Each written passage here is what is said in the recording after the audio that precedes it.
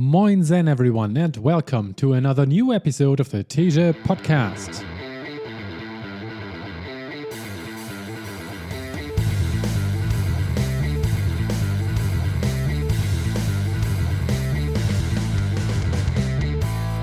Tuscany crossing 103k, a trail tale of rolling hills, cypress trees and a splash of olive oil. This was first published on May 7th, 2025.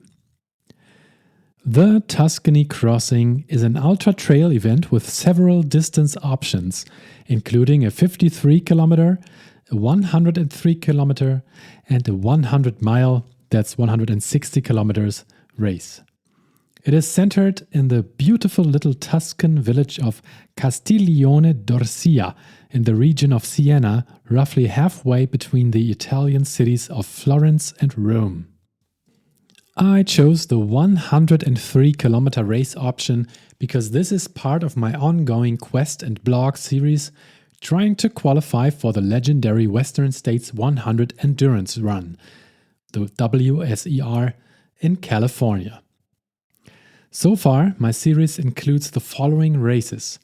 1. Mozart 100, Austria, 2021, 108 kilometers, finished in 17 hours and 13 minutes. 2. Festival des Templiers, France, 2022, 104 kilometers, DNF'd after 42 kilometers. 3. Lavaredo Ultra Trail, Italy, 2023, 120 kilometers, finished after 25 hours and 31 minutes. 4. Zugspitz Ultra Trail, Germany, 2024, 106 kilometers, 19 hours straight. Excluding my failed race at Templiers, I'm going into my 4th year of qualification by doing Tuscany Crossing. Currently, the average time it takes until that slot in California becomes available through annual qualification race running is around 8 to 10 years, depending on your luck. I'm going to be running these ultras for a little while longer, and I don't mind at all.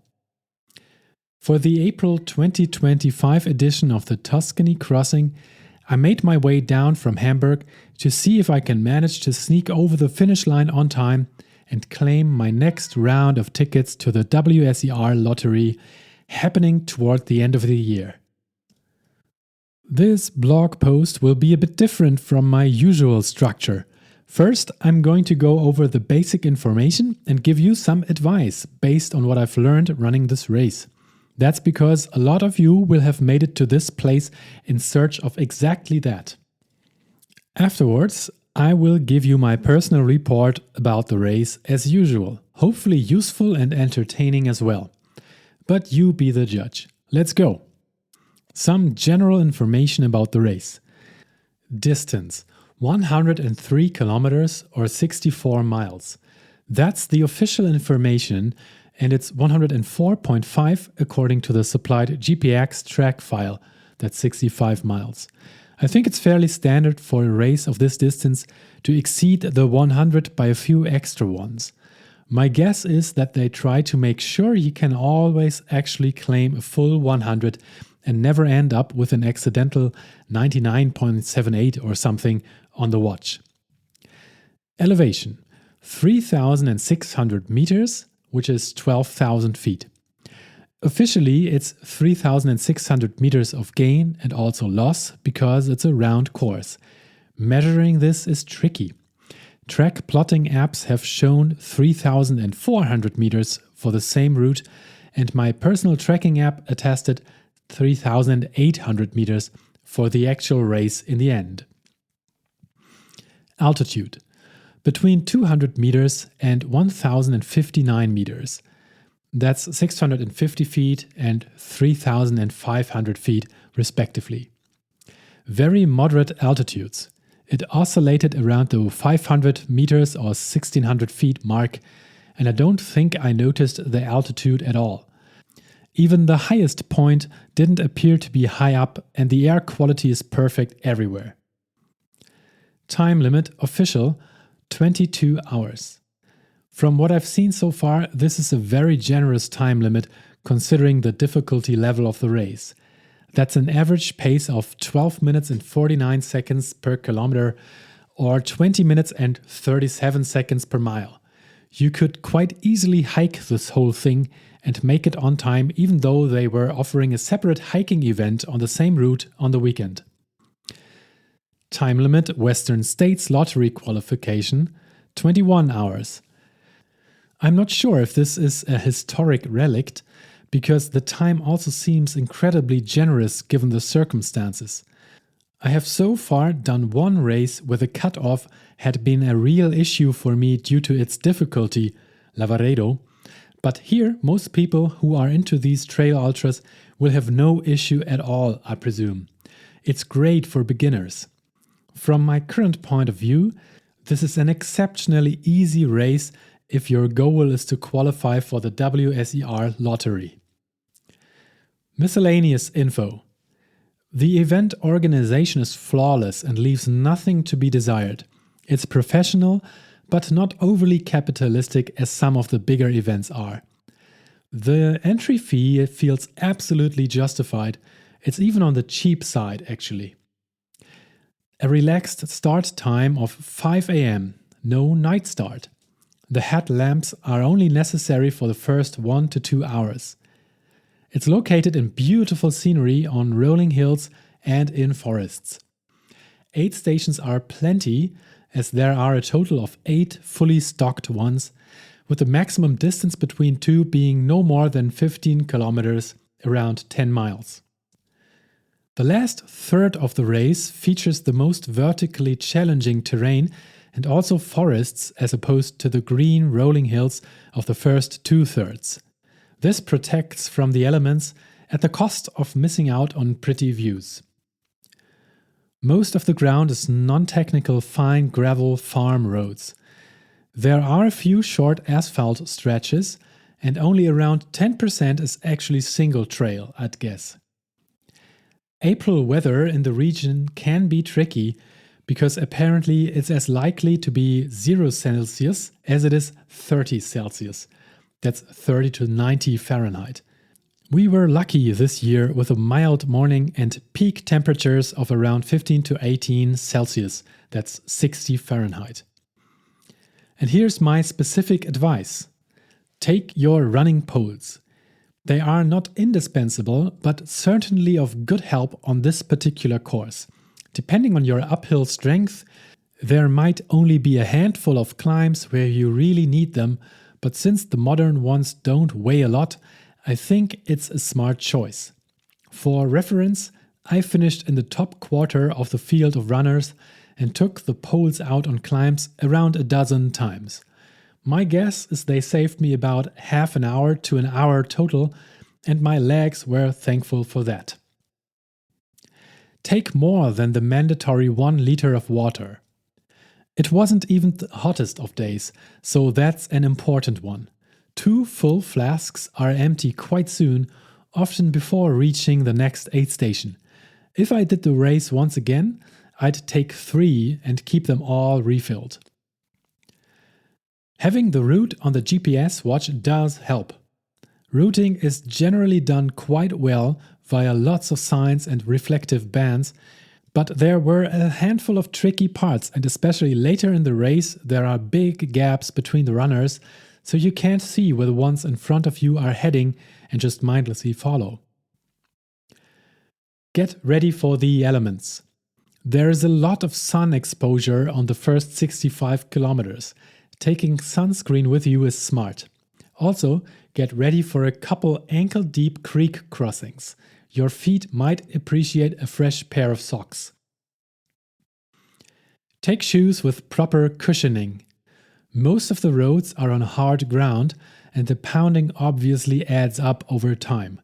Rare single tracks and meadows are a welcome change. I took reactive tempo shoes, but would rather opt for big cushion shoes next time. The course has a few muddy patches, but is never so steep or dangerous as to require lots of grip. Still, trail shoes are mandatory. Aid stations are good, but take salt pills with you. Fresh cold water, Coke and other soft drinks, juices, cake, bread, and some more varying items like cheese and cold meats were available everywhere. A premix of electrolyte drink as well. I was glad I took lots of salt stick pills with me to prevent cramping and a general electrolyte imbalance. The emphasis here was on sweet goods, and I missed a few neutral fruits or salty ones like chips, although the bread with olive oil and salt was a very solid option. The verdict? A highly recommended race. If you're looking for an ultra trail race in spring that isn't too demanding and don't mind if it's located in breathtakingly beautiful scenery, Tuscany Crossing is a great bet. Let me know if you've run the race and agree or disagree. My personal story with Tuscany Crossing 2025. As stated, this race is part of my Western States 100 endurance run qualification quest. Each year I have lots of fun going over the list of available qualification races the WSER staff publish and pick one that fits what I'm capable of and what I'd like to do during that year. The previous races I did were all quite tough for me, although not exactly on the super hardcore end of the spectrum. Still, I figured that finding one of the races which are supposedly a bit easier could be interesting. On paper, the stats of Tuscany Crossing confirm it's one of the easier races on the list. A huge time limit, not too much elevation, a mild general altitude, no technical terrain. Two more advantages I saw are: 1. It's already in mid-April, early in the season. If anything should go wrong, I'd have enough time to find a backup qualifier race and wouldn't have to sit out a year on a late October race DNF like I had to in 2022 with Templiers. 2. It's in one of the most beautiful regions of Europe, iconically known and beloved all over the world. Tuscany with its rolling green hills, charming medieval villages, cypress trees, friendly people, and amazing foods, including regional wine and olive oil, has a lot going for it. What I didn't take into the decision equation were the prices, because I wasn't aware of it. But if I had, that would have been number 3, because it all was surprisingly cheap from my German perspective. The region is quite remote, public transport isn't a viable option, and you need to drive a couple hours from major airports, but that also drives down hotel prices. Rental cars are really cheap too, and the entry ticket was a steal compared to the value we got there. The money I spent in Tuscany at the great restaurants was also not too big a deal, especially considering the high quality of the food. This leaves only the flight costs, and they can differ, of course. I booked it all fairly early and got good deals. Summing up all the associated costs with this race weekend, it was by far the least heavy on my bank account of all the WSER qualifier races I've done so far. The information flow quality. Part of the reason I structured this race report in this particular fashion is that the information provided by the race staff had room for improvement. The website does have an English option, but it is incomplete. Of course, you can just use your browser's translation functionality to solve that, but even then, a few things I would have liked to know beforehand weren't available.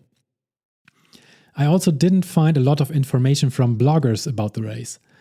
There was one YouTube video by an Italian participant, and the auto-translation of the auto-generated captions did help me a bit in getting a general impression of the race and what to expect. During the 2 weeks leading right up to the event, there were many mass emails from the staff that reached me, all containing some information which didn't seem overly relevant. This is all fair because it's a small event. I don't mean to talk it down, I know how it is. My motivation here is just to offer some more information to the people who plan on running this race. Just so you know, as with most or all races in Italy and France, you need to submit a medical certificate to the race organizers, confirming your general physical ability to run the race. They want you to upload it, but also bring the paper version. I did, but they never checked. This is a fun cultural study, in my opinion. I can see the reasons behind it. You want to make sure no people sign up who run into major health issues or will fail miserably because they wrongly judge the difficulty of the race. But why do northern countries like Germany usually don't require it? Are people in France and Italy maybe more prone to misjudge their own abilities and need to be reminded of the reality? Or, put positively, are French and Italians more courageous at trying these hard races? My preparation for the race.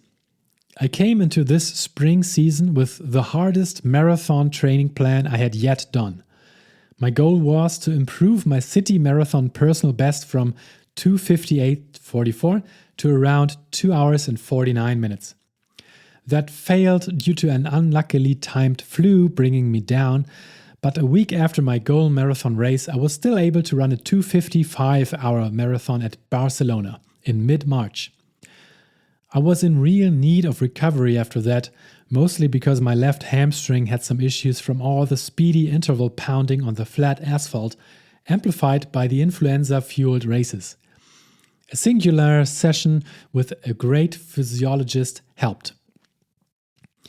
The marathon training included no hill training at all, so I had just a few weeks left after Barcelona to get in some vert in the flat northern German region I live in. Some success was there, but it had been far from ideal. A week out from Tuscany, I ran a half marathon race, helping my friend Matthias achieve a new personal best and coming out at 1 hour 24 minutes 57 seconds myself, just 3 minutes slower than my own personal best in the distance. The general running fitness was certainly present, just the really long training runs and hills were missing. I was still a bit worried about that hamstring, but hopped onto the plane optimistically because of the long available time between race start and the closing of the finish line. Of course, I tried to do some finish time projections in my head, but you can never really hit the target with those. There are just too many unknown factors in long races. I concluded that based on what I knew about the race and myself, coming out with about 15 hours would surely count as a good result. That would roughly correspond to an old rule of thumb, a 6 minute per kilometer or 9 minute 40 per mile base average pace, adding 1 hour per 1,000 meters or 3,300 feet of gain, plus a buffer for aid stations and especially hard sections.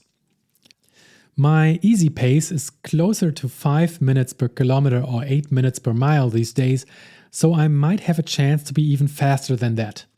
I was quite keen to see what I could do here if I really stepped on the gas and tried to achieve a result that's as good as possible for me, as opposed to just conservatively trying to finish.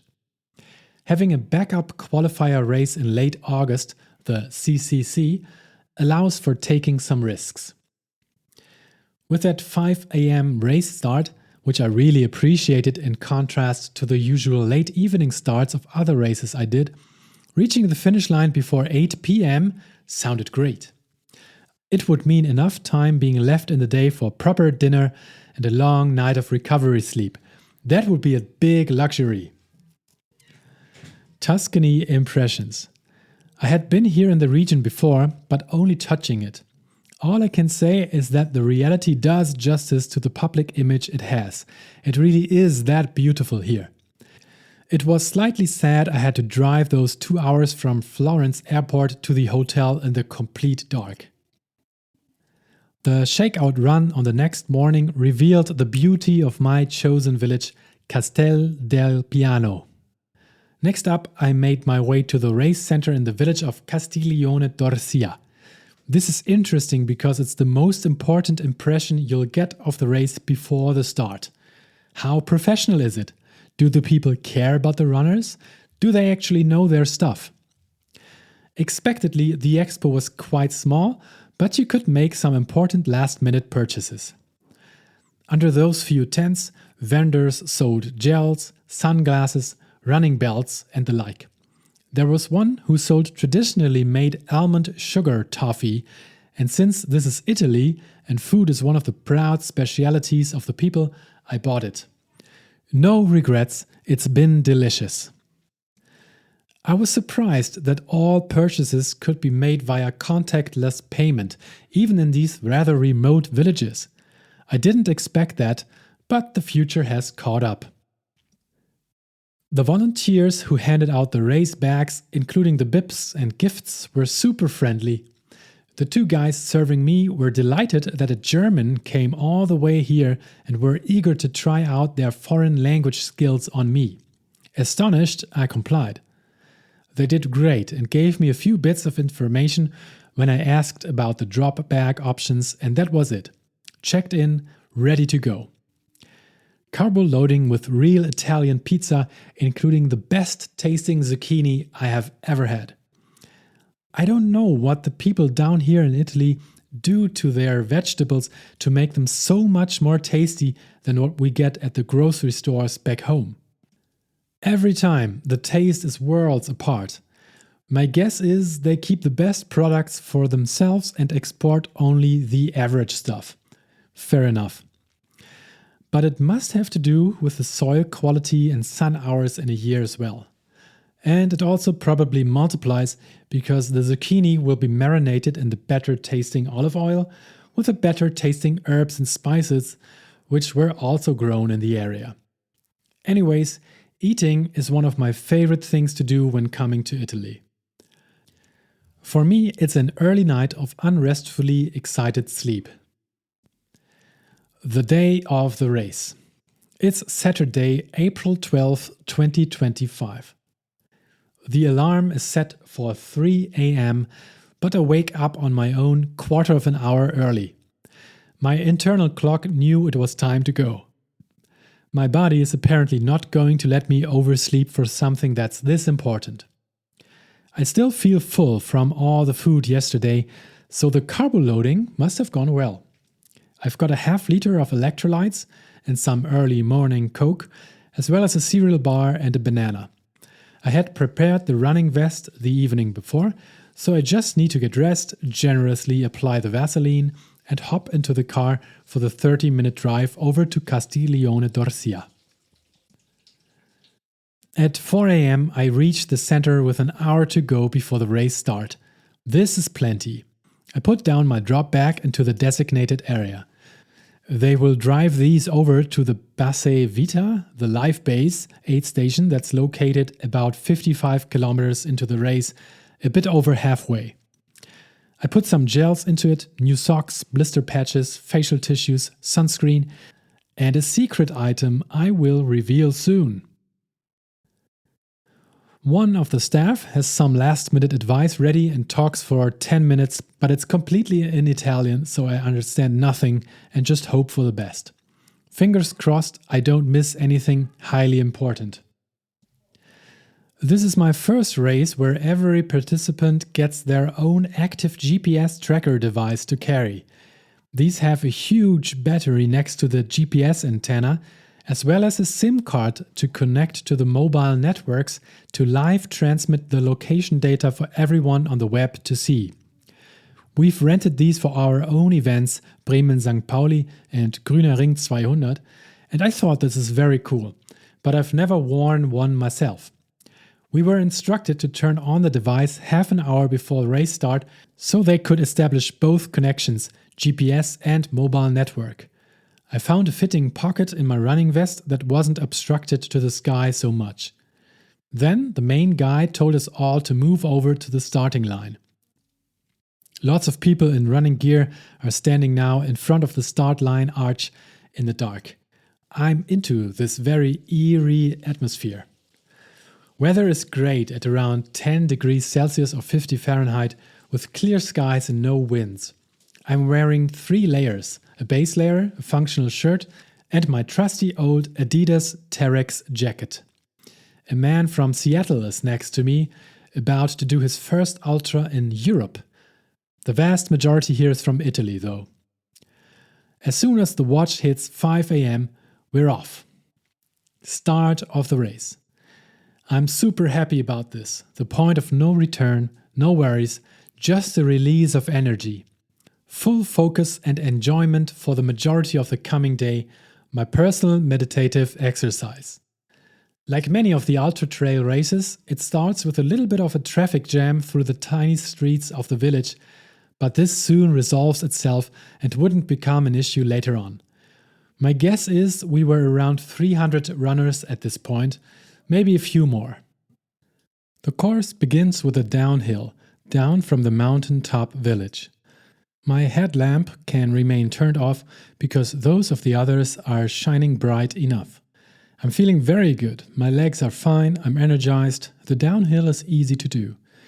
On the flat passages I can easily do a 5:15 minute per kilometer pace and feel I'm quick on the uphills too. After around an hour, the first rays of sunlight are appearing. We're coming through a little village in which everyone seems to be still asleep. This is all so pretty. It's great to be able to finally see a bit more of the area. The short street segments are guided by volunteers who take great care of the few cars which pass along, mostly because they are supporting runners. The first aid station.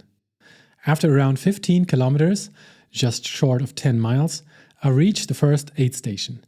Then they have chosen a very pretty spot for it on a little hilltop. Here, I would have enjoyed volunteering for hours as well.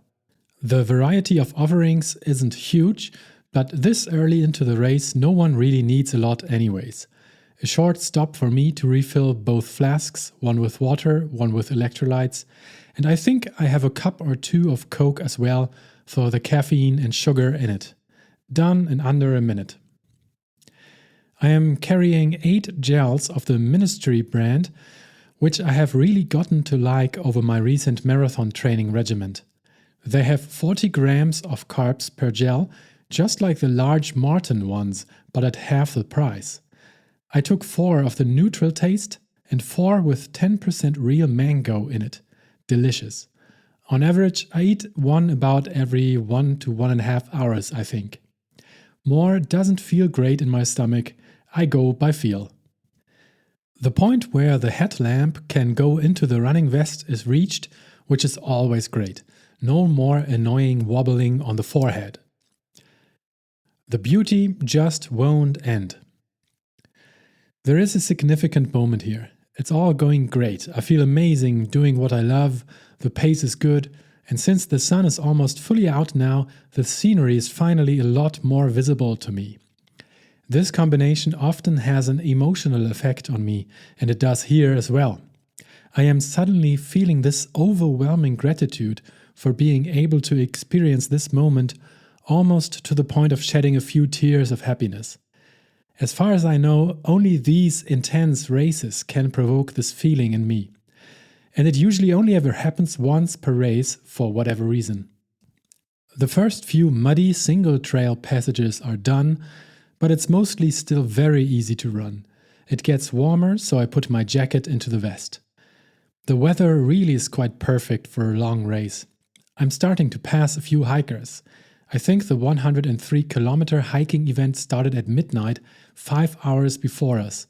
Later on, I also come across many people who are hiking the 100-mile route, which started yesterday in the evening, so they have already been on their feet for the full night.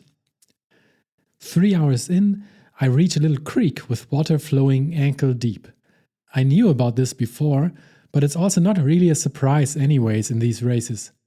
A few hikers are standing in front of it, contemplating their best path of attack to stay dry.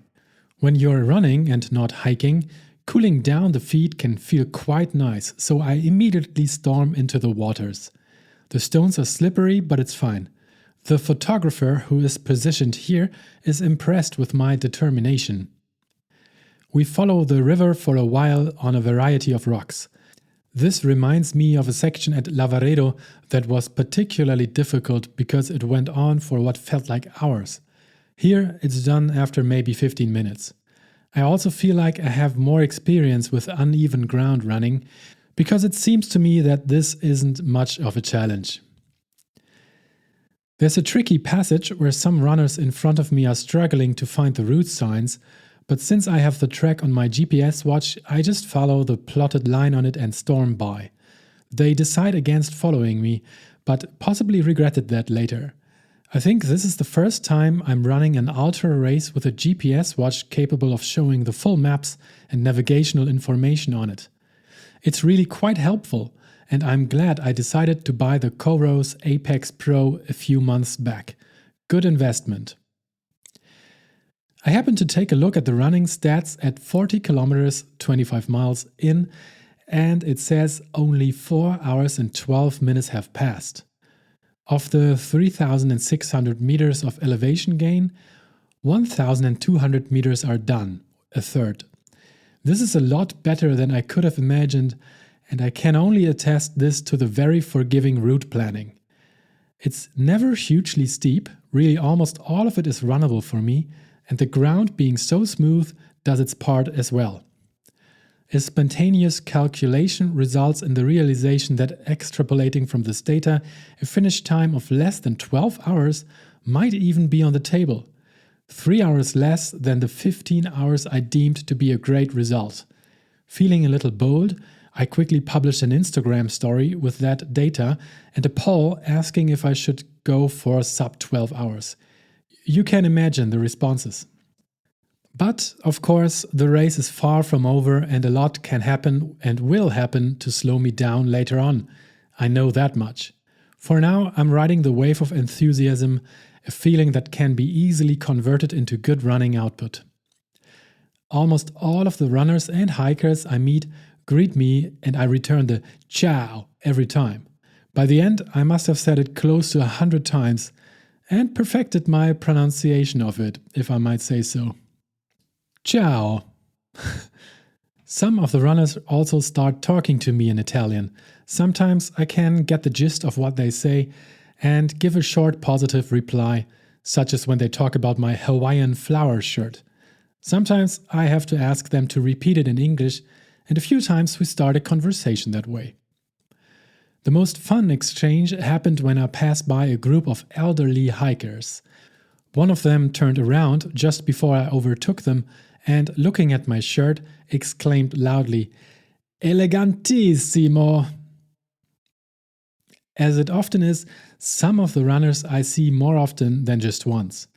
I still am quite good on the uphills and rather bad and overly careful on the downhills. Runners who are the opposite of that are bound to see me a few times. Sometimes we joke about the close connection and familiarity we established that way. Finally, it's getting tougher. Somewhere between kilometers 45 and 50, I first noticed some fatigue setting in. This is quite late into the race, so I also realize how good it's been going so far at the same time. It would have been impossible to do such a race without that tiredness appearing at some point.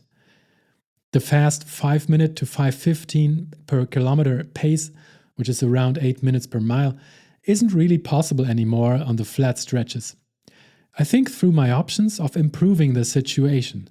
I'm quite sure I'm on the upper limit of my body regarding my carbs intake, so that's fine. There's an oat bar in my vest. This is the time for it. Something to chew on. But then I remember I have the salt stick pills. Of course. It's warm now, I have sweated out lots of salts over the past few hours, and the electrolyte mix offered at the aid stations here tastes a bit too weak to replenish them all. So I swallowed 2 of the pills, and that must have been it. About half an hour after, I feel a lot better. I like how a rational analyzation helps solve the problem at ultra races.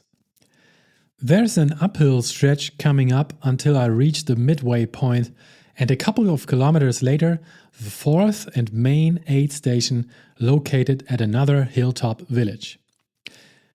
The life base aid station at Campiglia d'Orsia. After about 55 kilometers, we now get some more food options as well as access to our drop bags. A laptop displaying the GPS tracker live locations of all athletes on a TV. That's a great idea. I don't feel like eating much here. My standard procedure is to refill both flasks and drink a few cups of either water or Coke, sometimes both. But having the drop bag here is great. I restock on my ministry gels by putting 4 more into my vest, as I'm sure that will be more than enough. I had 6 available in the bag. Another cereal bar from the bag into the vest. But then my new experimental drop bag routine starts. The order is important. Step 1. Applying sunscreen. It's now 11:15 a.m. The sun is shining down without obstruction. We are still under 20 degrees Celsius or 70 Fahrenheit and will stay there, but the hours of exposure add up. I use the Life Systems Sport Sun Cream with an SPF of 50+. It had served me well on ultras before. Other brands have stung in my eyes when mixed with sweat. This one hasn't so far. Step 2. A Vaseline topper. By now it's clear which areas of my body chafe most, so this is the next step and a real easy one that reduces discomfort reliably. Step 3. The new secret weapon. Ice gel. So simple, yet so effective. I don't know why I've so far never thought about it. From some earlier marathon starter bags, I had a couple of sample single-use packets lying around at home, which I now rubbed on my calves. The quads could have used some as well, but there wasn't enough. And it immediately felt amazing. The ice-cold relief on the sore muscles. So good. Now you might get why the order of those 3 items matters. You don't want to have ice gel on your face, or beware your privates. And Vaseline wouldn't be great on the face either. It's very important to thoroughly clean the hands after applying the ice gel, which is why I had put facial tissues into the drop bag too. One accidental eye rub could mean tears streaming down your face for an hour. I'm very pleased with this new routine and will surely repeat it during the next big ultra race. Even though I hurried up, I must have spent nearly 10 minutes at this aid station total, which is a lot. With 8 aid stations, the time adds up. Sure, this was the biggest one and the drop bag cost me most of the time, but still, taking your time during aid stations will add a big chunk to your finish time for sure. And since today I had planned to give it my best shot at a good finish, it mattered to me. It is something worth optimizing. The route out of the aid station leads through the village's narrow footpaths between the central buildings, and it's again a moment of awe for me. Such a beautiful part of the world. I miss a right turn, and as I look at my watch to see where I went wrong, a guy behind me shouts and shows me the right way. We talk for a while. He's from Treviso, an hour outside of Venice, but also had never done this race before. But we were both at Lavaredo. His English is great. But as we are leaving the village, which was located at a hilltop, meaning the road leading out of it is a big downhill, he storms away. As stated, I need to work on my downhill technique and quite possibly also my quad strength. I see the kettlebell lunges in my future. Half an hour after the big aid station, there is another creek crossing, but this time it's a tiny one. I count just 5 splashes. Putting on new socks at the drop bag aid station just before wouldn't have brought a huge advantage now that the feet are already wet again. It really doesn't matter. A bit later, it suddenly smells like sulfur. What's that? There are natural hot springs. We are running around the Balena Bianca, the white whale limestone that has formed near the village of Bani San Filippo. People in swimsuits are soaking in the naturally warm water here. The intrusive thought of stopping the race and jumping in with them appears and disappears from my brain. I later found out that it's free to use for everyone, which I think is great and also just the right way. A natural occurrence like this shouldn't cost money to enjoy. Many years back, I found it appalling when we were visiting the Grand Canyon in Arizona and were not only asked to pay an entrance fee, but also had to go on a special bus to see it, for no reason at all except to enrich some people who happened to live around this naturally formed area for a while. Well done by the local Italian government here to resist the temptation. Mixed feelings when entering the forest. The look of the scenery has switched from those green meadows and cypress trees to a more dense forest area.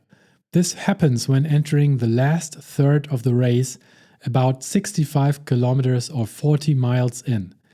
I preferred the big views of before, but I can see the advantages that the leafy roof above has. The sun is less of a problem, and there are no winds at all passing through the trees. Sometimes the smell of freshly cut wood appears out of nowhere. I love that. But this area isn't as unique as the big part before. A forest like this could have been anywhere on the planet. And to top it, the biggest climb is here. We're going up to just above 1,000 meters, 3,300 feet, although it doesn't feel much different from the climbs before, just longer. Arriving at the top, there's no great view to enjoy because we're still in the forest. The Vivo d'Orcia aid station is located shortly after reaching the highest point. The volunteers here were making a barbecue, offering grilled chicken wings, sausages, and other meats.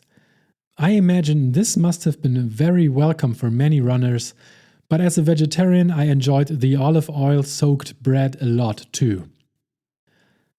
The water for refilling our bottles came right from a hand-operated well next to a little wooden shed and tasted so fresh and clean. A lot better than that old water from inside the sun-exposed plastic tanks. What goes up must come down, so the next bit was a drawn-out downhill through the forest. It got a little more technical from time to time, and my sore quads didn't like it that much. The attractiveness of the route went down and stayed there. For the reasons mentioned, I feel like it would have been a better race if the course direction was reversed. The big climb through the forest at the beginning in the dark, and the beautiful and easy rolling hills later when the legs are done and each additional little climb comes with breathtaking views as a reward. It doesn't matter that much though, and it certainly isn't enough to break my spirit. I'm still enjoying myself a lot. I noticed that the aid station locations aren't corresponding very well to the kilometers I've tracked on my watch, so sometimes an aid station appears unexpectedly, and sometimes I had been longing for it for 3 to 4 kilometers already, running on empty supplies. The later into the race, the thirstier I'd seem to get. No surprise there. Meanwhile, I have taken another 2 salt stick pills, which probably added to the thirst.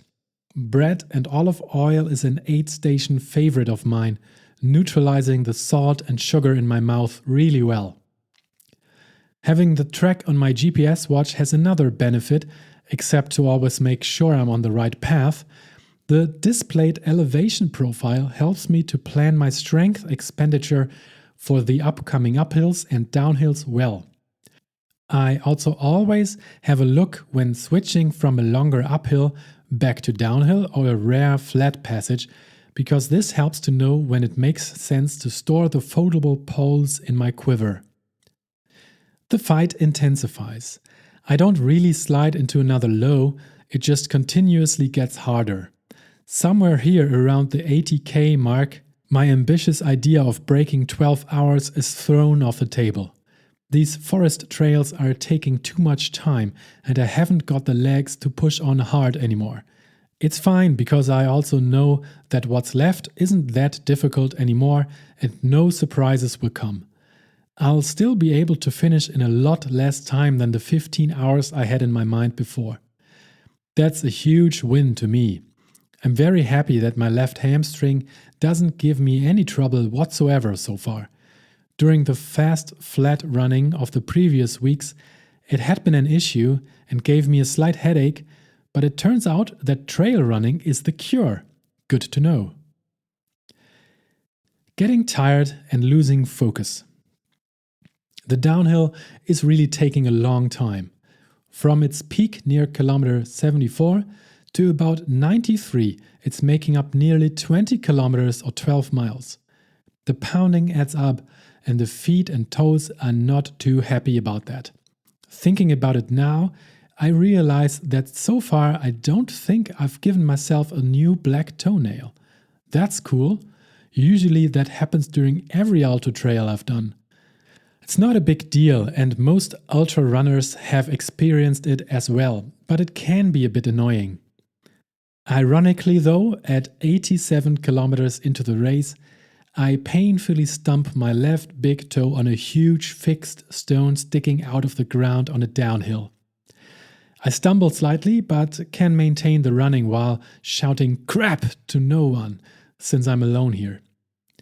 I immediately know that this will result in a dark black toenail. On the big toe, that's especially unlucky. But what can you do? The pain is manageable, so obviously I continue on running.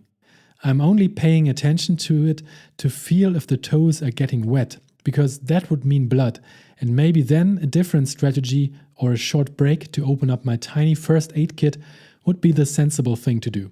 But so far, it doesn't feel wet, so I'm good for now. Just a couple kilometers later, another larger stone unluckily hits a smaller toe on my right foot, and internally I laugh as I realize that this will be the second black toenail for sure. It certainly has to do with the diminished focus this late into the race, but I also think that my choice of shoes are a factor. Although my La Sportiva Prodigio are good shoes in general, I could try and optimize this by getting shoes with a thicker upper at the front, offering more protection in the next race. Ultra trail running is one giant equation to be solved. But that's one huge aspect of it that I like. A few more short asphalt road stretches follow, and I'm really thankful for those as they require no focus at all. My feet can just do their thing. Thanking the volunteers who guide the traffic and compliment my choice of shirt, while I can take a short, big breather. I reached the penultimate aid station after 89 kilometers. It had been noted as being located at 87, so those past 2 kilometers have been a real test of patience for me. When will it appear? Or did they make a mistake? Is there no aid station? Did I miss it? I'm really glad when I arrive, just over 11 hours into the race. This is a lot of time, and since I never listen to music or anything else during an ultra race, in order to be aware of my whole surroundings as best as possible, my brain sometimes decides to play some music for me. This is really weird, because the songs it chooses don't particularly suit the situation, nor are they favorites of mine.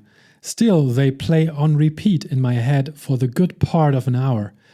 Today, one of the songs was Linkin Park's In the End, a song with a very sad message, which I really don't want to hear today.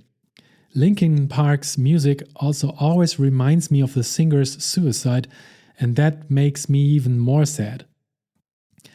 A few hours later, I'm glad my brain replaced the song with The Lonely Island's I Just Had Sex, which couldn't have been further from the truth, so it didn't fit the situation at all, but at least it's an upbeat and fun one.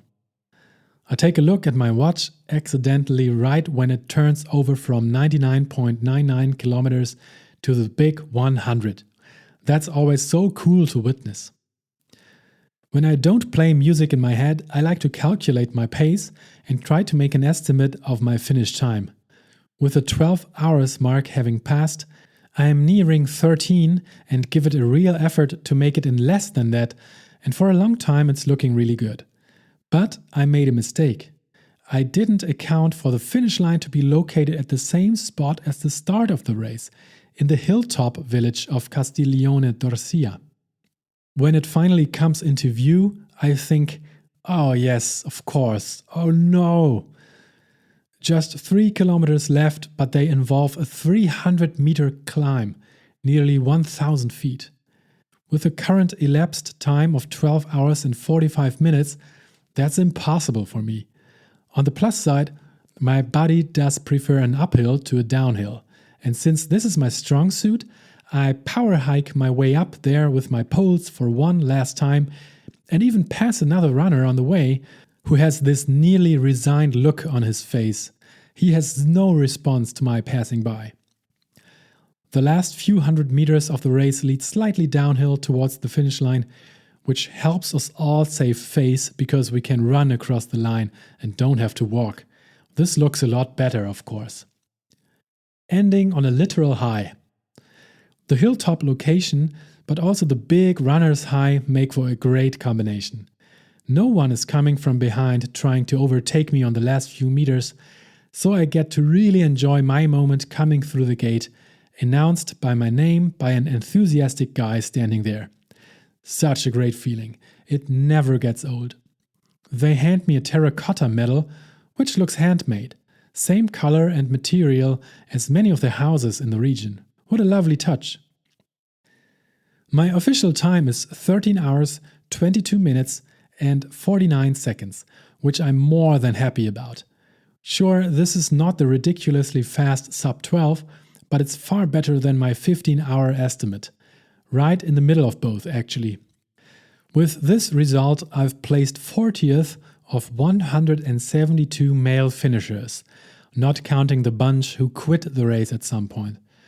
It means I've left 76% of all male finishers behind me. I'm really proud of that position in the field, and I think that must have been my best relative result of the now 4 completed WSER qualifier races I've done. I'm getting better. The male winner only took 9 hours, 22 minutes and 56 seconds, by the way. What a beast. I'm pretty sure I could have gone sub 12 here had I done a specific training block for this race. When thinking about that, I would really love to try my luck at that in the upcoming years. It's a blessing and a curse that we have such a huge selection of awesome races here in Central Europe, so I will probably try a few more new ones before heading back here, but Tuscany is definitely high on my list of races to do once more. A few guys are sitting here next to the finish line, having also just finished, so we congratulate each other before I slowly walk toward the race center hall.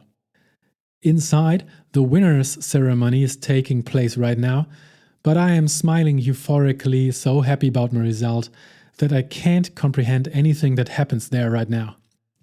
When I see the drop bag area, I remember that I had also put 2 fresh shirts into it, which I now gladly switch with my sweaty shirt to stay warm.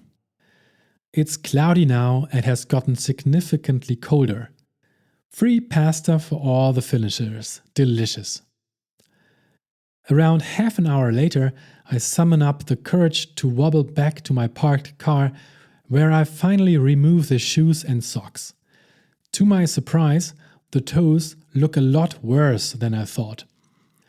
I was sure I only added 2 black toenails, but now I see that 3 ones have turned black and a 4th one is halfway there as well. In addition to that, the big toe looks really bad. I'm not sure the nail will survive and there's a bit of fresh blood around the nail root. Now I finally feel the swelling of it and it starts to throb as well. This is going to require some attention, I think. But that's just ultra trail running, nothing extraordinary. I'm again surprised by how well I was able to run with those toes. Mind over matter every time. The verdict and the aftermath. All in all, this has been an amazing event. I'm super happy about how it went. Selecting this race was a smart move, but I also got quite lucky that it actually was such a great race in the end. A certain 10 out of 10. If they reversed the course, like I suggested, it'll be an 11 out of 10. In addition, I think that decreasing the Western States qualifying time would be a good idea.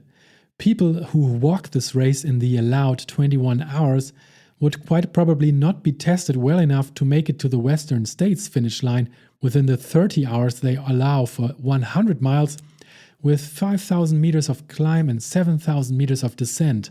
That's 16,400 feet and 13,000 feet, respectively. One aspect of these qualifiers should be to give people an idea of what a task would await them in California, and from what I hear, this isn't comparable. I'd advise to reduce the time from 21 to 18 hours. Other than those two tiny things, Tuscany crossing is awesome. After the short drive home, I'm really happy about the additional time my fast finish gave me. This way, I made it on time into the hotel's restaurant, freshly showered, where I threw 3 whole main courses into my body. The burnt calories and nutrients need to be refilled. Falling into the bed at a reasonable time feels amazing as well. The next day's streak run, not so much. The pain in the throbbing toe is definitely there. I can't ignore it. All the leg muscles are super sore and don't appreciate me running, but once I overcame that reluctance and got into some sort of a very slow rhythm, it was okay. It always is. The easy 2-hour drive to Florence was highly relaxing, but not because of the Italian car driving mentality. I learned that it's an unspoken rule to always drive 30 kilometers faster than the speed limit if you would prefer not to get harassed by other drivers. My legs enjoyed the rest in the car, but then I had 2 extra hours in Florence and I wouldn't let them pass by without doing some exploration. It's been about 20 years since I last visited the city center. So I walked by the replica of Michelangelo's famous statue of David and had an obligatory gelato near Ponte Vecchio. And then a lucky break. Without selecting it and not paying extra, I got the big legroom seat on the second plane. The drive, the extensive Florence walking, and the 2 planes back home didn't do well for my muscle recovery, and arriving in Hamburg, it did not feel great. Very swollen, full of stored water because of the electrolyte imbalance, and especially the toe was an issue. In retrospect, I'm pretty sure I broke it, but I didn't go to a doctor to confirm that. It took around 2 weeks for the toe to really get better, just as the last time I broke a toe, confirmed by X-ray. Still, it's all been worth it. The body heals and the issues disappear. The memory of the great race remains. Recovery. Hydrate like it's your job. For the 2 days following the race, I made sure to eat whenever I was hungry and drink as much as possible to aid in recovery. I easily spent between 8,000 and 10,000 calories on race day, and the 8 gels I had only added up to just over 1,000 of those. With all the Coke and aid station foods, I might have made it to 3,000 total. Another 2,000 for the 3 meals in the evening. This still leaves me with a huge deficit. It's fun to spend the whole day just eating whatever I feel like, and plenty of it. And I think I did a good job at it. But the water storage in my legs felt weird this time. 2 days after the race, it was at its peak, and I weighed in at 2 kilograms of 4.5 pounds over my normal weight. That disappeared over the next few days. I spent special attention to my muscle recovery this time. I was wondering if this would get easier with every ultra-trail race I do, but I now believe that the old saying is true instead. It doesn't get easier, you just get faster. If I now start doing more leg strength exercises and specific run training for the next ultras, I'll probably have to deal with the same amount of muscle soreness afterwards, but I will have spent less time in the races. Still a worthwhile thing to do, I guess. I'm curious if there are some people out there who have figured out reliable ways to recover really fast from a race like this one. I would presume it would need to involve running a lot slower than you are actually capable of if giving it your best shot. When I run a city marathon at half an hour slower than I can, I barely notice my muscles the next day as well. But maybe I'm missing something. 2 days after the race, I reached peak soreness, and walking downstairs was horrible. I needed to use my hands on the railings a lot and would really have liked to own crutches. 3 days after, I noticed progress. The muscles felt like they were healing. On day 4, I could go downstairs without holding onto the railings, but slowly. On the 5th day, I felt like the general soreness was down to around 20% if its peak was at 100. Note to self: things I've learned. More socks, more Vaseline. Wearing 2 pairs of socks over each other might be a better choice. Here I just had 1 pair, different from what I did at previous races. More Vaseline on the toes might also help shield the skin from damage. Drop bag appreciation. The iced gel in my drop bag was amazing. In general, making use of a drop bag is a good idea. It doesn't matter if you end up not using what's in it. Looking forward to it during the kilometers leading up to it is part of that. Quiver attachment. I struggled a bit with the attachment of my quiver for the poles on my running vest. It was difficult to get the poles back into it. I need to look for some other approaches of more experienced runners. Find savory cereal bars. I had a sweet cereal bar during the race, but apart from the advantage of having something to chew on for a change, it didn't do much for me because of its sweetness. Most of those bars are super sweet. I'd like a savory or neutral tasting one. Shoe optimization. More protection for the toes, more cushioning, and maybe a rock plate. I wonder if the carbon-plated trail shoes are so stiff that you don't feel single stones underneath, such as when using a rock plate. It's really hard finding the perfect shoes. Maybe I should instead just lower my bar and learn to get along with okay shoes. Preparation. More strength training for the quads, especially lunges. I think that might also be the solution to my previous hamstring issues. The muscles come in pairs, and the antagonist muscle must be trained in such a case. Such as when you have back pain, weak abdominal muscles are often the cause. Then, some more hill repeats would have helped me. On the long run aspect of the training, I think with my marathons I was doing well, but an additional 60k in hilly terrain wouldn't have hurt and might have prepared my toes for the pounding some more as well. Recovery. I mostly did well here, but I was getting a bit too impatient over the days. Next time I need to really take my time for my central nervous system to recover. Take more naps, do more Wim Hof breathing. Too late I realized how beneficial that's been in my recovery. Taking more hot baths and cold showers. I did it a bit, but should have gone all in. The toe is still slowly growing back together, but the pain had mostly disappeared about 2 weeks later. Incidentally, that was the day of the Hamburg Marathon, my 10th time at that particular race. It has been a great rebound from the ultra, and I quite proudly finished it in 3 hours and 9 minutes, with the toe emitting some blood into my white Alphafly racing shoes. I wasn't fully recovered for the marathon yet, but now writing this 3 weeks after Tuscany, I feel good as new and ready to do some real speed work again. This is quite fast compared to my former ultras, so I guess there is some progress in recovery over the years too. I hope you enjoyed this podcast episode. Let me know what you think.